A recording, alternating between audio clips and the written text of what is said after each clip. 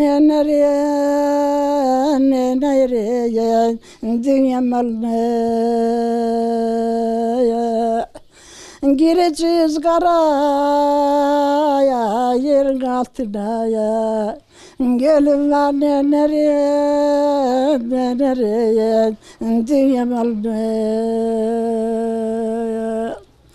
Ben pirimi görmüştüm batımda ya. Kırkların ceminde ya, hakkın katında ya.